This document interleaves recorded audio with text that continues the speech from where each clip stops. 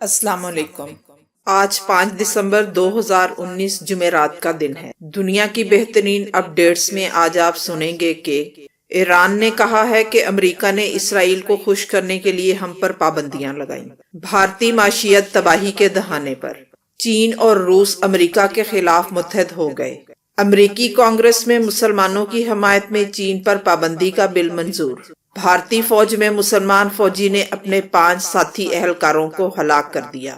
امریکی پولیس میں روبوٹ کتوں کی خفیہ شمولیت۔ فرانسیسی صدر کا ترکی پر ایک نیا الزام۔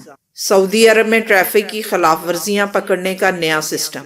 نیٹو بھی چین کی بڑھتی ہوئی طاقت سے خوفزدہ۔ سعودی عرب میں مغرب کے بعد اندھیرا ہونے کی بجائے اچانک اجالا ہو گیا۔ ناسا نے چاند پر بھارتی لینڈر کا ملبہ تلاش کر لیا۔ برطانیہ میں محمد اور فاطمہ نام سر فہرست۔ تو آئیے چلتے ہیں اب خبروں کی تفصیل کی طرف۔ ایرانی صدر حسن روحانی نے سرکاری ٹیلی ویژن کے ایک پروگرام میں ایران پر عائد امریکی اقتصادی پابندیوں کو صدر ٹرمپ کی اسرائیل کی خوشنودی حاصل کرنے کی کوشش قرار دیتے ہوئے اسرائیلی وزیر اعظم نیتن یاہو کی پالیسیوں کو بھی کڑی تنقید کا نشانہ بنایا۔ اگر امریکہ ایران پر عائد غیر قانونی پابندیاں ختم کر دے تو ایران جوہری معاملے پر صدر ٹرمپ سے مذاکرات کے لیے تیار ہے۔ ایرانی صدر نے مزید کہا کہ تیل اور گیس کی مصنوعات کی قیمتوں میں اضافے ہونے پر مظاہروں میں غیر ملکی قوتوں کا ہاتھ ہے۔ بھارت کے سابق وزیر اعظم منموہن سنگھ نے کہا ہے کہ بھارت کی معاشی صورتحال قابل تشویش ہے اور حکومت کی جانب سے جاری کردہ اعداد و شمار کے مطابق حالیہ مجموعی ملکی پیداوار واضح طور پر ناقابل قبول ہے۔ انہوں نے کہا کہ معاشی پالیسیوں میں تبدیلیاں کرنے سے معیشت بحال نہیں ہوگی۔ بھارت کی مجموعی ملکی پیداوار رواں مالی سال جولائی سے ستمبر تک کی دوسری شش ماہی میں 4.5% سے کم ہو کر 26 درجے کم ہو گئی ہے۔ سابق وزیر اعظم کا کہنا تھا کہ بہت سے صنعت کاروں نے بتایا ہے کہ وہ حکومت کی جانب سے ہراساں کیے جانے کے خوف میں مبتلا ہیں۔ انہوں نے کہا کہ بھارتی حکومت کے پالیسی ساز اور دیگر ادارے سچ کہنے یا حقیقی معنوں میں سچائی پر مبنی پالیسی کے حوالے سے بات چیت کرنے سے خوفزدہ ہیں۔ چین کے صدر شی جن پنگ نے کہا ہے کہ ان کا ملک مغربی مداخلت کے توڑ کے لیے روس کے ساتھ مل کر کام کرے گا۔ بیجنگ میں صدر پنگ سے روسی سلامتی کونسل کے سیکرٹری نیکولائی کی ملاقات میں اس بات پر اتفاق کیا گیا کہ امریکی اقدامات کے خلاف چین اور روس متحد ہو کر کام کریں گے۔ ملاقات میں چینی صدر نے کہا کہ اس سال امریکہ سمیت مغربی ممالک کی چینی اور روسی اندرونی معاملات میں مداخلت بڑھتی جا رہی ہے، جو ان دونوں ملکوں کی خود مختاری اور سلامتی کے لیے خطرہ ہے۔ شی پنگ نے کہا کہ وہ روسی صدر پیوٹن کے اس خیال سے اتفاق کرتے ہیں کہ امریکہ کا طرز عمل غلط ہے اور یہ کہ دونوں ممالک کے بنیادی مفادات اور سلامتی کے تحفظ کے لیے وہ تعلقات مضبوط کرنا چاہتے ہیں۔ واضح رہے کہ صدر شی پنگ نے یہ بات ایسے وقت کہی ہے جب ہانگ کانگ کے معاملے پر چین اور امریکہ کے درمیان تناؤ میں شدت آ رہی ہے۔ امریکی قانون ساز ادارے کانگریس نے چین میں مسلمانوں کے ساتھ ناروا سلوک میں ملوث چینی حکام پر پابندی عائد کرنے کا بل کثرت رائے سے منظور کر لیا گیا ہے۔ امریکی کانگریس میں چند چینی حکام پر سفری اور اقتصادی پابندیاں عائد کرنے کے لیے ایک بل پیش کیا گیا ہے، جس میں چینی صوبے سنکیانگ میں مسلم اقلیت کے ساتھ ناروا سلوک کی مذمت کرتے ہوئے چین کے کچھ سینئر حکام اور کمیونسٹ پارٹی کے بعض ارکان پر پابندی عائد کرنے کا مطالبہ کیا گیا تھا۔ بل کے حق میں 407 ارکان نے ووٹ دیا اور صرف ریپبلکن کے ایک رکن نے مخالفت میں ووٹ دیا۔ بل صدر ٹرمپ کے پاس دستخط کے لیے بھیجا جائے گا، جس کے بعد بل پر عمل درآمد ممکن ہو سکے گا۔ صدر ٹرمپ نے بھی چین میں غیر مسلمانوں کی جبری حراست میں رکھنے اور ذہن سازی کی مذمت کی ہے۔ دوسری جانب چین نے امریکی کانگریس کی قانون سازی کو اندرونی معاملات میں مداخلت قرار دیتے ہوئے کہا کہ چین خود انسانی حقوق کی خلاف ورزیوں کے خلاف متحرک کردار ادا کرتا ہے اور اپنے ملک میں بھی بنیادی حقوق کی فراہمی کو یقینی بنانے کے لیے ہر ممکن قدم اٹھاتا ہے۔ تاہم کرپشن، قانون کو ہاتھ میں لینے اور وطن مخالف سرگرمیوں میں ملوث افراد کے ساتھ سختی سے نمٹا جاتا ہے۔ انڈین فورس کے اہلکار نے اپنے ساتھی اہلکاروں پر گولیاں برسا دی، جس کے نتیجے میں 5 اہلکار ہلاک اور 2 شدید زخمی ہو گئے۔ بعد ازاں اہلکار نے خود کو بھی گولی مار کر خودکشی کر لی۔ بھارتی ریاست چھتیس گڑھ میں انڈین بارڈر فورس کے کانسٹیبل مسعود الرحمان نے اپنے ساتھی اہلکاروں پر سرکاری رائفل سے فائرنگ کی۔ زخمی اہلکاروں کو تشویشناک حالت میں ہیلی کاپٹر کے ذریعے ہسپتال منتقل کر دیا گیا ہے، جہاں دونوں کی حالت نازک بتائی جاتی ہے۔ کانسٹیبل مسعود الرحمان نے بھی سرکاری رائفل سے خود کو گولی مار کر اپنی زندگی کا خاتمہ کر لیا۔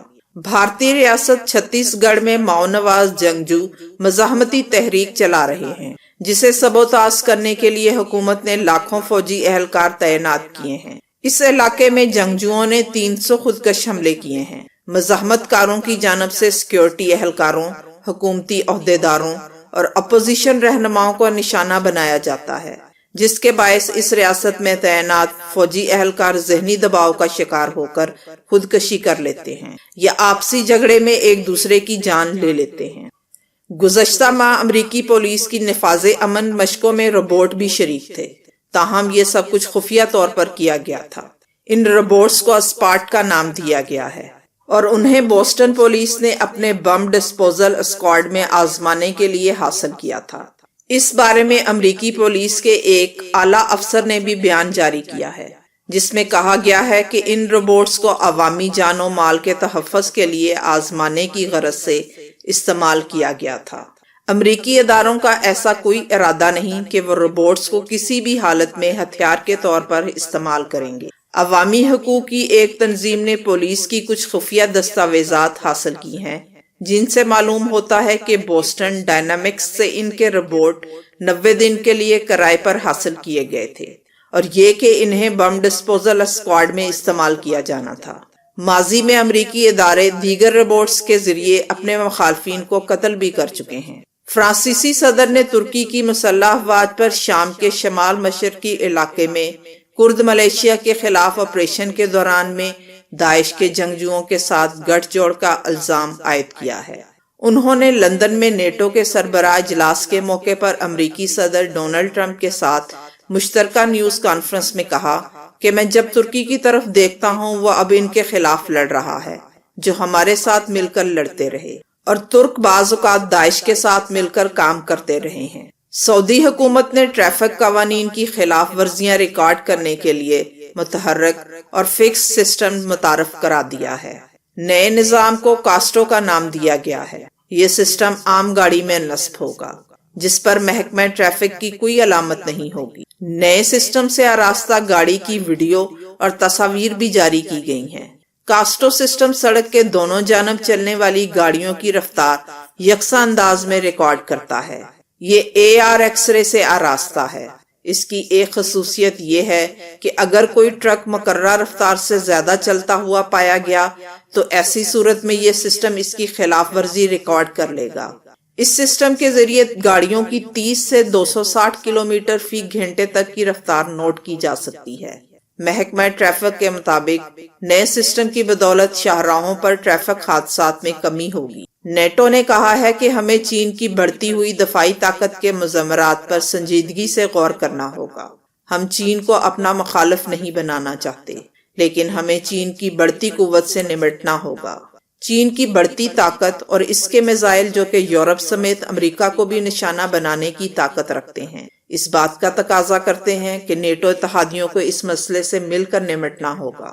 چین کا دنیا میں دوسرا بڑا دفاعی بجٹ اور اس کی حالیہ دفاعی ترقی خصوصاً میزائل یورپ اور امریکہ کے لیے خطرہ ہے۔ جنوبی بحیرہ چین کے متنازع جزائر میں بہت سے ممالک کے احتجاج کے باوجود چین نے وہاں اپنے جہاز بھیج کر عسکری قوت کا مظاہرہ کیا۔ نیٹو اتحاد کی دفاعی پہنچ یورپ اور شمالی امریکہ تک محدود ہے، جبکہ چین کا عمل دخل یورپ اور شمالی امریکہ کے کناروں تک پہنچ گیا ہے۔ یہ بات نیٹو کے لیے سمجھنے کی ہے کہ چین ہمارے قریب آ رہا ہے، جبکہ یورپ میں بھی بھاری سرمایہ کاری کر رہا ہے۔ نیٹو کی نئی سوچ ایک نیا حریف پیدا کرنے کے لیے نہیں ہے، بلکہ ہم چین کے نئے چیلنج کو سمجھنا اور اس کا تجزیہ کرنے کے ساتھ اس کا جواب توازن میں رہتے ہوئے دینا چاہتے ہیں۔ واضح رہے کہ نیٹو اتحاد کے 29 ممالک کی 2 روزہ کانفرنس لندن میں ہو رہی ہے، جس میں ممبر ممالک چین کی پالیسیوں سے نمٹنے کے حوالے سے لاہے عمل پر غور کر رہے ہیں۔ سعودی عرب میں مغرب کے بعد اندھیرا ہونے کی بجائے اچانک اجالا ہو گیا۔ گزشتہ دنوں سوشل میڈیا پر سعودی عرب کے مشرقی علاقے کے شہریوں کی طرف سے کئی ایسی ویڈیوز شیئر کیے گئیں جن میں شہریوں نے بتایا کہ سورج غروب ہونے کے بعد مغرب کی نماز پڑھ کر مسجد سے نکلے ہی تھے کہ مغرب کی سمت سورج طلوع ہو گیا، تاہم اب یہ معمہ حل ہو گیا۔ تاریکی چھانے کے بعد اچانک روشنی پھیلنے کا راز ماہر موسمیات نے بتا دیا۔ بعض اوقات سورج غروب ہونے کے بعد اس کی شعائیں دوبارہ نظر آنا شروع ہوتی اور یوں لگتا ہے کہ جیسے سورج دوبارہ مغرب سے طلوع ہو رہا ہے۔ پیش آنے والا یہ واقعہ پہلا نہیں بلکہ اس سے قبل ایسا ہی واقعہ سعودی عرب کے کئی شہروں میں پیش آ چکا ہے۔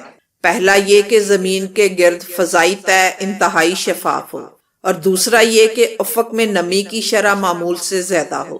جب یہ دو اسباب جمع ہوتے ہیں، یہ ڈوبنے والے سورج کی شعائیں اس پر پڑتی ہیں تو یہ آئینے کی طرح عکس دینے کا کام کرتے ہیں۔ اس عجیب و غریب واقعے کی وجہ سے پورے علاقے میں خوف و ہراس پھیل گیا تھا۔ امریکی ایجنسی ناسا نے چاند پر ناکام ہو جانے والے بھارتی مشن چندریان-2 میں استعمال کی گئی چاند گاڑی کا ملبہ ڈھونڈ لیا ہے۔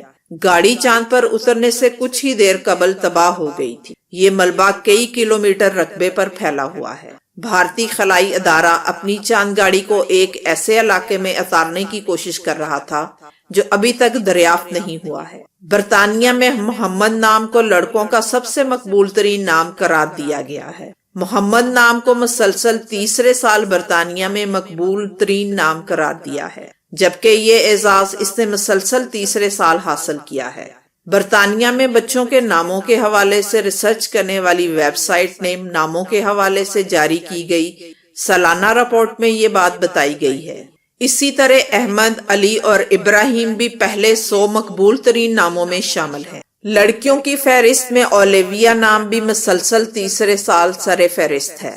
صوفیہ نام بھی سب سے اوپر ہے، مگر برطانیہ میں سب سے زیادہ ابھرتا ہوا نام فاطمہ ہے، جو 37 نمبر سے 57 نمبر پر پہنچ گیا ہے، جبکہ مریم نام 59 نمبر پر ہے۔